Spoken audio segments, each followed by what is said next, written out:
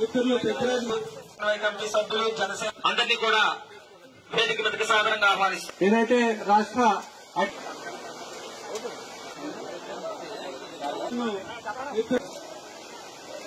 వెళ్తాం, దిండిలో ఫంక్షన్ ఉంది, దిండి కాడికి వెళ్తాం.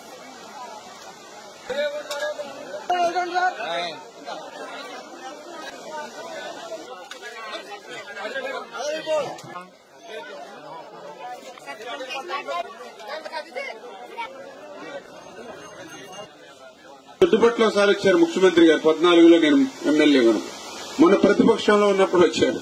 అంటే ఇట్లా పనిచేసేటువంటి ముఖ్యమంత్రి చంద్రబాబు నాయుడు మీకు కష్టం వస్తే పరిగెత్తుకొని వచ్చాడు. ఇంత లోతు బురదలో నడిచి తిరిగారు లక్ష్మీపాలెం.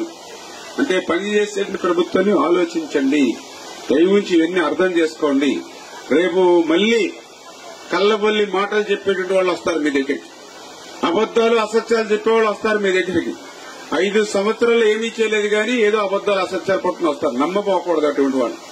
వాళ్ళకు కూడా 5 సంవత్సరాలు మా గురించి పట్టని వాళ్ళు ఈ రోజు మాతో మీకు పని ఏంటని చెప్పేటువంటి పరిస్థితి ఉండాలి. రేపు ఎప్పుడు ఏ ఎన్నిక వచ్చినా కూడా, ఏ ఎలక్షన్ వచ్చినా కూడా ఇట్లాంటి పని చేసేటువంటి ప్రభుత్వానికి పోటీ కూడా లేకుండా ఏకగ్రీవంగా చేసి పెట్టాలి మీరు పనిచేసేటువంటి ప్రభుత్వాన్ని. అప్పుడు మాకు కూడా ఇంకా అభిమానం పెరుగుతుంది. అరే పోటీ లేకుండా మన తెలుగుదేశం, జనసేన, బీజేపీ కూటమి ప్రభుత్వాన్ని ఏకగ్రీవంగా గంగరపాలెం వాళ్ళు ఎలక్ట్ చేశారు, గంగరపాలెం రుణం తెచ్చుకోవాలని మాకు కూడా ఇంకా అభిమానం పెరుగుతుంది, ఇంకా పనిచేయాలనే కసి పెరుగుతుంది. అంచేత ఆ రకంగా పనిచేసేటువంటి ఈ కూటమి ప్రభుత్వాన్ని మీరు ఆశీర్వదించాలి. భవిష్యత్తులో కూడా మీ యొక్క గంగరపాలెం గ్రామం రుణం తెచ్చుకునేటువంటి విధంగా నేను కూడా ఇంకా బాగా పనిచేస్తానని చెప్పి మీ ద్వారా అందరికి కూడా తెలియజేసుకుంటూ